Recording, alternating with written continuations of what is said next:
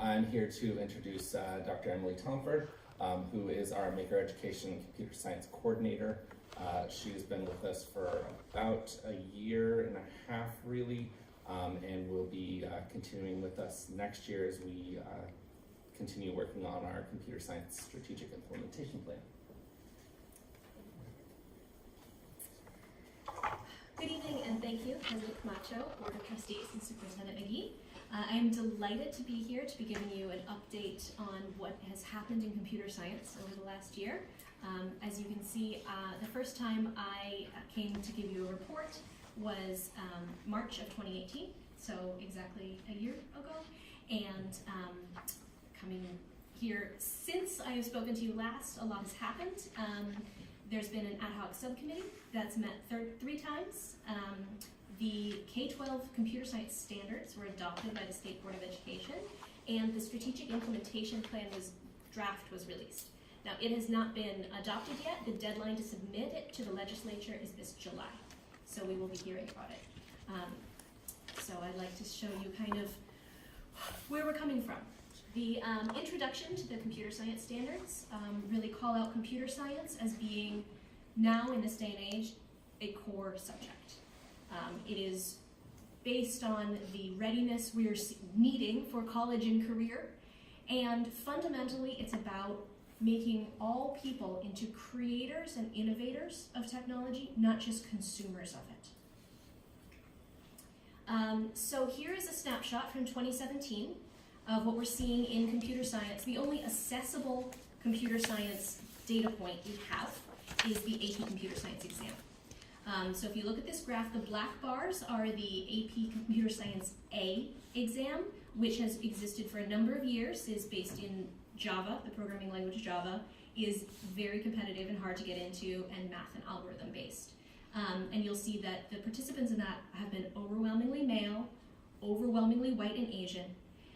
And we've had, since then, this 2017 was the first year we have data for the new AP Computer Science Principles exam, which is a more accessible exam that focuses not just on coding and algorithms, but also on ethics and creation and personal identity and solving problems and communicating about yourself in the real world. And we can see that has made significant inroads into addressing this equity problem. We're seeing more female students, we're seeing more Hispanic, Latinx, and Black students, and we are hoping that that will continue along that trend as more schools pick up AP Computer Science Principles. The problem is getting better. We have graduated in computer science from a G in the A through G to a D, which means that before, when computer science was only counted as an elective, it now counts as your recommended third year of science. So 2 are required, 3 are recommended, and that third year may now be computer science. It's not just at the high school level, though. Coding has become so ubiquitous, it is coming to Sesame Street.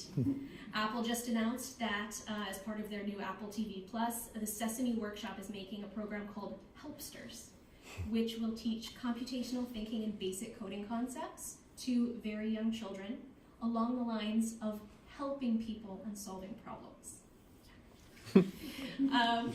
So we're also seeing these exciting new bills in the State Assembly. AB 20 is sponsored by Mark Berman, and it will create the position of a computer science coordinator at the state level, whose responsibilities will include seeing through the implementation plan. AB 182 is very interesting. It's about creating a single subject computer science credential, which we have never had. We have always just had a supplemental, we've had a variety of different things. There are about 6 different ways to be able to teach CS here, but what we currently have and what they're promoting is the supplemental authorization in computer science, which is coursework. And then we also see, this is the most exciting one, there's money behind it. AB 1410 is the CS Access Initiative, which provides grants for teacher development. There are a few other interesting bills in your notes, which you can look into at your leisure. But what we're working on is really tying this back to our strategic plan. All of our work has been focused on addressing equity and excellence, building teacher capacity, and we're really looking for support and partnerships to move that forward. One really exciting thing that's been happening is that without any requirement or provocation, we have seen 4 districts, including computer science, in their LCAPs. This is a big barometer of what is happening, and we're really projecting that since the A through G changes, we will see these change more quickly in the coming years. So we're really working on supporting every teacher, getting input from every stakeholder, leveraging the wealth of information and expertise we have here in Silicon Valley. And to that end, we have multiple ways to participate in computer science professional development, communities of practice. We have an academic reading group that meets every week.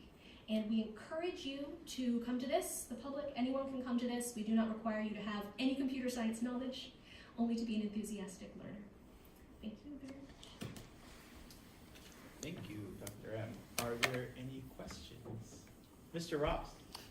Thank you so much for being here. I have a couple of questions, if I may. First, I see that there are a lot of people in the audience. If you could tell us who has joined the meeting Yes. So and let them introduce themselves. I have come directly from our computer science community of practice. We met over in the STEAM Center. We meet monthly. And 3 of our esteemed members were able to join us tonight. We have Michael, who is a computer science teacher at Sacred Heart High School in Atherton, and also the president of the Computer Science Teachers Association for Silicon Valley. And then we have Len Erickson, who he teaches all these great workshops for 4th and 5th grade students around coding robotics. He's based in the Cabrillo area, but he teaches all around the county. And then we have Wes Ramirez, who calls himself a concerned citizen, who is very much helps us by pushing at our, at our assumptions. And we had this great exercise at the end of the community of practice where everyone said, what's their action item? What are they going to do? And I loved Wes's, if I can share this. He said he plans to kind of synthesize his understanding of the new knowledge he got today by writing an article about the Hippocratic Oath of Computer Science Education, which is to get kids to enjoy learning. One more, maybe? Oh. Did we No, miss those are anyone? all mine. That's everyone? All right. And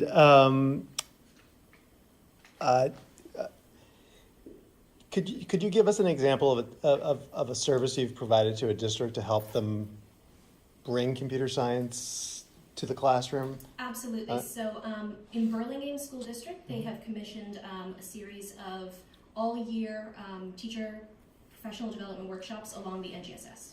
So this is because the NGSS is being implemented and a lot of content knowledge is missing and a lot of teachers are scared. They've been having these workshops in grade bands. And so I've been partnering with them to integrate computer science into the science practices. So there are practices around modeling, communicating, and those are really supported by computer science. So I've been going in and sort of teaching them Scratch to make things, and we've been building, simulations of how molecules move and like the Earth and the Sun and physical systems, and we have one on differential reproduction. It's great. So this is being integrated into the existing. Yes, exactly, and as the teachers have capacity. So on that point, do we have an understanding of what computer science offerings are available and not available in this county? We do have some of that data, actually. I have it linked in the slides. If you go to the one with the chart, with the AP things, I don't know if you're going to have to click on this.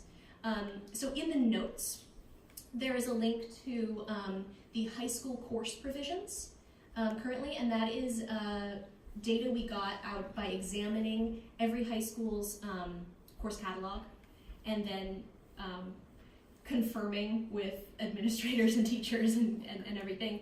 And that is an interactive map that you can look at what's happening in all of our area high schools. And I've done it like a weather map. I don't know if you're going to be able to get the link, but you can all get the link on your individual machines if you wish. If you push shift maybe and click on it at the same time? The problem is that we have PDFs. Oh, you have PDFs. Oh, okay. Well, that information is available and linked on our website, so I can share the link afterwards if you wish, and if it's too technologically difficult to get on this, I can summarize. So Yeah. in general, we have sort of classifications of course provisions across the schools that are given to us by the K-12 framework, the national framework, and kind of the gradation they have is we're looking from kind of CS for some to CS for all, and brief exposure to broad and deep exposure. So if we classify that as broad and deep exposure is having an introductory course, an AP Computer Science A course, and an AP Computer Science P. So having all those 3 courses, we only have 2 high schools in our county that do that, and they're Menlo Atherton and Woodside. And then we have a whole group of schools, mainly along the Bay side, that have an intro course and one or the other AP. And then we have a group all along the coast that mostly have just an introductory course. And then there's poor Pescadero out there who has nothing. So we do have this data, and we're working on backing it up with the 2 other data points we're looking for are who are teaching these courses, what are their credentials in, and how many actual students are taking these courses, and do their demographics match the demographics of their school. So there's only 2 high schools in this county. That are doing what the national framework wants or classifies as Gold Star. Mr. Limper. I have 2 questions, one on that. I guess, what else are we doing, especially, kids of color and girls, that we can see women, and I guess just a question more specific. There's a lot of folks who have expertise in computer science right around here. One of the things, I think the business, even Principal for Day stuff gets overused, like what's business, but one thing that seems to be really effective is having people of color and women who work within, right here, come to class. This is what I do. This is how much I make. This is how I studied, and telling that first grader, second grader, third grader, and maybe even have that company up. So are we doing stuff like that? Because which drives me nuts is seeing people 3 or 4 families to an apartment and having companies here not being able to hire folks because they don't have the skills and hire from folks' side. And it seems like we could play such a leadership role in that, but part of that is like a meaningful partnership with companies here. Absolutely, and there are a lot of things happening, but they are piecemeal, and they are definitely along community lines. So, for example, Facebook is doing a lot to support East Palo Alto, and Oracle is doing a lot in Redwood City, Redwood Shore, San Carlos, but we don't see any kind of concerted effort across the county.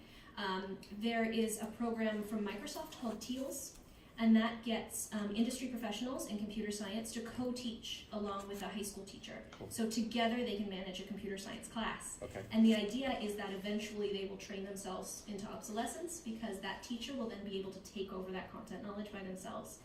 But the program is too young to actually have that kind of graduation rate. So we don't have the data on the kind of success for that, but that's one thing that you can do. But that comes with, for the TEALS program, the school actually has to pay for that. I know. We're working on that. Oh my gosh. I know. Okay. I don't actually understand what they are paying for, because the volunteer doesn't get paid. Right. But it's a whole program with administration and a curriculum and everything.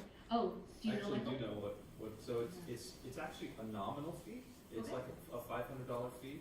It's really not that much, and the reason they need that is to compensate the tech professional for their gas, and for any of the administrative costs related to teaching. For example, every teacher needs a tuberculosis screening, so there's some of that overhead that needs to be paid for. Thank you. Mr. Shaw. Many years ago, when Mr. Ross was helping to spearhead the iZone work here in San Mateo County, we were really working at the foundations, trying to see, is there Wi-Fi in every classroom? Is there enough broadband access? So, and I know Pescadero was always an area of need, because there just wasn't enough Wi-Fi or broadband access. Has anybody taken another look to see our schools getting adequate broadband for the students who may have to do some additional computer science work, perhaps after school? Do they have access to devices and so forth? So we actually did a survey last year about the barriers to computer science, and we had, I think, 19 of our districts participate. The data to that is also linked in the notes to your presentation, so also inaccessible. But we asked the same questions a national and state Google survey did. So we have parallel data for our county, and one of the questions was, what are the barriers to equitable computer science at your site? And exactly 0 chose access to technology, access to Wi-Fi, access to software. What they chose was, we don't have enough teachers who know the subject, and we have to dedicate all of our time to tested subjects. Yeah. Great. Ms. Otto? Thank you for this report. I just wanted to welcome Len Erickson, who has been teaching robotics on the coast for a very long time, and elsewhere, obviously. Originally started with a grant from our local chamber that got him started. But the reason I want to mention him is that he is also part of the Coastside Education Committee that meets monthly, that I've been part of for a long time. And he regularly tells us in the committee how incredible you are. Thank you. And so I get to sit there and go, yes. So I just wanted to welcome Len to come to our meeting. Thanks for coming. Other questions from the board? I want to Mr. Ross? go back to one other thing you mentioned. You said some pretty neat things quickly. One thing you, by the way, said that 4 districts have just included computer science without any requirement or provocation. That's a nice way of putting it. So congratulations on creating an environment where others may choose to do that without provocation or requirement as well. The other thing you said that really struck me was that the only data point we have in measuring access or equity to computer science is the computer science AP exam. And the computer science AP exam has famously been one where there's incredible discrepancy, where a couple of years ago, I remember California had a single-digit number of African American girls take that exam in the entire state, which, without knowing any other data, tells you that something is wrong. If there's less than 10 people in a certain category taking that exam. What is the opportunity to live with that one single measurement, now there's 2 tests, in driving our work forward? Like, how do we use that test? Because there are no other pieces of data. So how do we just live with that test to figure out whether we're making progress or not? Yeah, so there are 2 measures that are reported to schools and districts from the College Board, and they are absolute numbers of students taking each test and getting, passing or failing, and they are the racial demographics of those students. And so what we can do is we can measure, we want to see an increase in absolute numbers over time, but then we also want to see the reported demographics of the AP test takers and passers to match the demographics of the population as a whole. So that's the kind of check we can have. And so we have baseline data, and we can get this data historically. This is data we have access to as a county office. And being able to see that and follow that up through the years could, be our metric for tracking progress. So the schools that actually offer the AP exams is one thing. Like that's essentially this map, is who is taking who has the opportunity to take this test. And then we have, did you actually pass the test? Did you feel, even though you had the opportunity, did you choose to take the class? Why did you choose to take it? Or why did you not choose to take it? And so much of this actually tracks to work we're doing at the K-8 level preparing students to make informed choices about computer science courses. So in other words, stuff that happens in kindergarten through 8th grade could have an impact on whether the students choosing to opt into computer science are demographically representative of all the students or not, because now they're not. Exactly. Right. Now we're basically relying on experiential privilege. So the only students who actually go and take the test and consider themselves computer scientists are the ones who have had access to after-school programs, camps, many of which are paid for and therefore only accessible to a certain demographic. You know, only the ones who have maybe programmers for parents or, you know, parents who really care about technology and science. And so this is essentially an impact of non-education. So this is outside of the current school system, is where they're getting all this access and privilege. And we're hoping that doing anything inside the school system will help to address that equity issue. One last question, because this is on the wall, if I may. Could you explain to us what this is? Okay, so this is the weather map I was talking about before. You see the sunny points down there, Menlo Atherton and Woodside. You see the partly cloudy ones are along the bay have 2 computer science courses out of 3, and then the cloudy ones have only 1. And if you were to zoom out and look at Pescadero, it has 0. There's actually an interesting feature in this map. You can click to add on the continuation high schools, and that would show you they have nothing. As soon as you enter a continuation high school, your opportunities for computer science go to 0. So yellow is good, blue is Blue's okay. okay, and gray is not so good. Yeah. So that's a picture of inequity right there. Mr. Shaw? It's been said so many times that this is outrageous that we're in Silicon Valley and we see a map like this.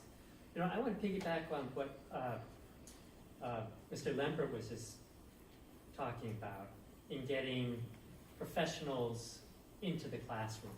And it's not just to help support the teacher and provide a better quality educational experience for students, but I'm thinking long-term, strategically, actually, there's nothing like having a volunteer in your corporation go into a classroom and just see the paucity of skills, knowledge, and ability to teach what we all believe is like a critical core skill that you're going to need for, you know, career and you know, success in life. And I'm wondering whether we should be thinking strategically about how to recruit, you know, really recruit more, as many as we can, of these volunteers from major corporations, and then leveraging their testimonies to the heads of these corporations. So it's not that we're going to Samsita and saying, could you please talk to your membership to build a pot of money to build computer science in San Mateo County, but rather build some internal advocacy, say, oh, you don't know what's going on, but all the families, you know, of your employees know what's going on, and we need to really step up, and we need to lean in and support our schools. You know, I think if we can build that cadre of advocates, that might help us long-term to have the resources that we need, so we don't blanch at a $500 fee to get, you know, somebody to come in and work with us. Yeah, I'd love to work more on that idea, and we can definitely start by leveraging the individuals who come to our community of practice meetings. Great. Other questions? Just had 2, so the state adopted these standards, right, just recently this year. So is there then an assessment coming? No, the standards are not required, they are optional standards. Okay, so when they become required, Yes. we will adopt an assessment for it, because right now the AP exams are not free. No, So even if a student was going through this system, they would have to, if we wanted to get data on kind of the progress you're making right now, the only thing that we have is a pay service, so. yes. We've actually been thinking about that, and that's one of the things that we can, like kind of a low-hanging fruit to write grants for from tech companies, is just to pay the AP test fees. That's, you know, in the scope of things, one of the easier things to get done. Yeah. And then one other question I had is for for our work, are you working with any of our charter schools that are in the county? Not directly and intentionally, but everyone is welcome to the community of science, community of practice meetings, and we have had some interaction with charter school affiliated individuals, along with after-school programs and the Boys and Girls Clubs and the libraries and the industry and the whole gamut. Yeah, the only reason I bring that one up is because, as I shared with our subcommittee, when I met with KIP, I asked them about technology, and they were taking a very clear stance of we're avoiding technology, and we're focusing on core traditional skill development for their program. So I'm just curious where they stand on CS in the K-8 system that they've created. Yeah, I mean, I think to some extent the state standards, sort of from a top-down perspective, have made that debate sort of moot. If the state is saying these are important enough to have standards on, then, and it's how you interact in today's digital society, it's a point of power. Like, if you do not know how to control computers, computers can control you. I mean, we've seen that with fake news and information security and all of these things that are really a part of citizenship. And I think a lot of what we get, like the motivation behind that, is pushback from parents about screen time. And that's one of those things that is very much conflated. The screen is demonized because so many parents can only see it as a consumption activity, whereas there's so much you can do with creation. So instead of just watching a TV show, you could be coding an animation to express your point of view, and there's a big distinction in that. It's like the difference between watching TV and reading a book, right? We all see reading a book as valuable, even though it's consuming someone else's story, because you have to do so much work in your head to process and decode and get the images and interpret. And that's the same thing with computer science. It's about being the creator of the technology rather than the consumer of the technology. I think a lot of education has to take place with adults, with parents and administrators and teachers, to get them to see that distinction. Wonderful. I love that closing. That's our closing argument. I love that. Thank you so much, Dr. I rest my Abbott. case.